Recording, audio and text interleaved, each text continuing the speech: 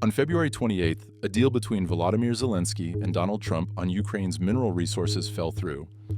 If you could get a ceasefire right now, I tell you, you take it so the bullets stop flying and your men stop getting killed. Of course we want to stop the war. But you're saying you don't want a ceasefire. But I said to you, I want a ceasefire. With guarantees.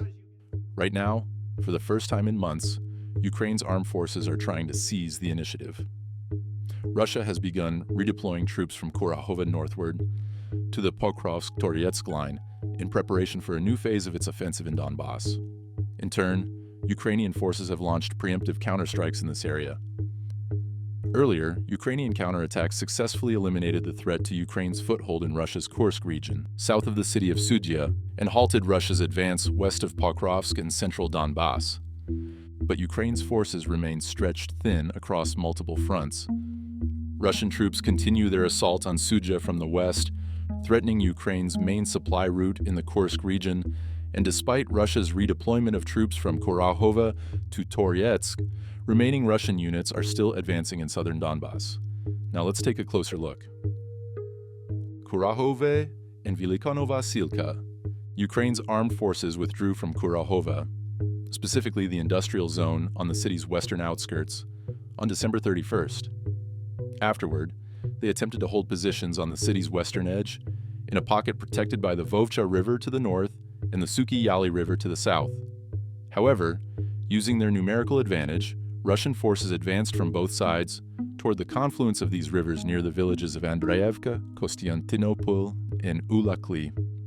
From the north, Russian troops from the Tsinter contingent pushed into the rear of Ukrainian positions near Kurakhove. By mid-February, they had taken control of most of Andreyevka. At the same time, Russian forces from the Vostok contingent launched an assault from the south. By February 20th, they had captured Ulakli and reached the Donetsk-Zaporizhia highway, the only road linking Ukrainian troops on Kurakhove's western outskirts to Ukraine's main forces in the area. Ukrainian troops were forced to fight their way westward out of the encirclement. For now, however, they have managed to slow the Russian advance near Kostiantynopol. It appears that Russia's military command is not prioritizing an immediate push westward along the Donetsk-Zaporizhia highway. Instead, they have shifted a significant portion of their forces northward. The operation near Kurakhove was the last in the southern sector of the front to involve units from the 8th Combined Arms Army of Russia's Southern Military District. Previously, this army's 2 divisions had been reassigned to the Vostok contingent to take part in the battles for Vuhledar and Kurakhove. Now, growing evidence suggests that 8th Army units are preparing to advance on Kostiantynivka from Toretsk. 6-й должен быть здесь, 381-й. Сюда переезжают вся 8-я армия. Even earlier, 2 brigades from the Southern Military District, which captured Kurakhove in December, were redeployed to the front east of Pokrovsk. Meanwhile, Russia's offensive in southern Donbas continues. A weak Ukrainian grouping, which had unsuccessfully tried to hold Velikonovasilka near the Donetsk-Zaporizhia regional border, is now unable to stop the Russian advance. After a brief pause following Velikonovasilka's capture, Russian forces resumed their offensive northward along the banks of the Mokry Yali River. Their goal is also to reach Ukraine's main supply line in the area, the Donetsk-Zaporizhia highway, but much farther west. Notably, on their way to this objective, Russian troops may capture Ukraine's largest known lithium reserve, located near the village of Shitchenko. The Russian army is now less than 5 kilometers away from this lithium deposit. This deposit is likely among those Donald Trump was eyeing in the proposed minerals deal with Ukraine. Pokrovsk. To the east of Pokrovsk, Russia's military made gains after redeploying 2 brigades from Kurakhove. However, to the south and west of the city, Ukrainian counterattacks stalled its advance for several weeks. In one of these counterattacks, Ukrainian forces retook part of the village of Pishona, disrupting supply routes to Russian forward positions in Kotlina and Udachna, west of Pokrovsk. Russian troops later regained control of the industrial zone in Pishona. But fighting for the village continues. Ukrainian drone strikes constantly target Russian supply lines south of Pokrovsk, and Russian troops have so far failed to reach their key objective, the Pokrovsk-Dnipro highway. Now Russian forces are attempting to bypass the bottleneck near Udachna and Kotlina by advancing from the south. Toretsk.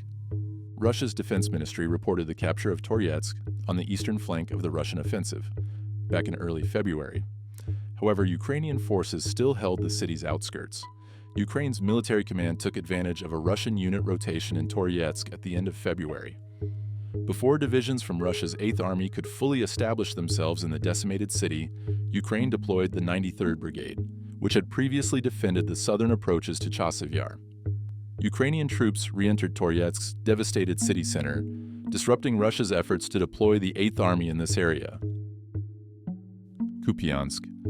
Unable to break through to Kupyansk along the eastern bank of the Oskil River, Russian forces have changed their approach. They have crossed the river and established a stable bridgehead on its western bank north of Kupyansk. For now, they cannot advance on Kupyansk, as heavy equipment has yet to be brought onto the bridgehead. Instead, they're pushing toward the Russian border to improve supply routes for their troops there. Near the border, Russian infantry crossed the Oskil again and captured the village of Topoli. Ukrainian forces still haven't attempted a counterattack on this bridgehead, which poses a serious threat. They simply lack available troops for the task. The Russian command's objective in this offensive is to reach the city of Liman, where the Oskil and Siversky Donets rivers meet. In the long run, they aim to push toward the Slovyansk-Kramatorsk metropolitan area. Kursk region, Russia. Many of Ukraine's most combat-ready units remain positioned in Russia's Kursk region. In February, they managed to halt the Russian advance south of Sudzha. A large Ukrainian unit built crossings over the Smerditsa River and, in a surprise attack, drove Russian forces out of the village of Cherkasskia Konopyilka. This allowed Ukrainian forces to cut off the road along the Psel River, which had connected Russian forward positions in Makhnovka, a southern suburb of Sudzha, with their main forces. Russian troops tried to push Ukrainian forces out of Cherkasskia Konopyilka, but failed. At the same time, the situation has deteriorated for Ukrainian forces west of Sudzha. Russian forces have recaptured the village of Sverdlikavo, which sits on a key road leading from Ukraine's Sumy region. According to Russian sources, Russian troops crossed into the Sumy region and advanced toward the Sudzha-Sumy highway, the primary supply line for Ukraine's foothold in Kursk region. However, there has been no independent confirmation of this yet. Meanwhile, video footage appears to show Russian forces approaching the village of Lebedyivka in the Kursk region, moving even closer to the Sudzha-Sumy road. If they reach this highway, all Ukrainian forces in the Kursk region will be under threat of encirclement, potentially forcing Ukrainian command to evacuate the foothold. For now, however, judging by open-source videos, Ukrainian commanders appear to be shortening their front line, withdrawing from several villages north of Sudzha. In 2024, the Russian army lost twice as many soldiers as the previous year. After the heated exchange between Volodymyr Zelensky and Donald Trump, U.S. Secretary of State Marco Rubio said that the U.S. administration does not see Europe's plan for defeating Vladimir Putin as realistic.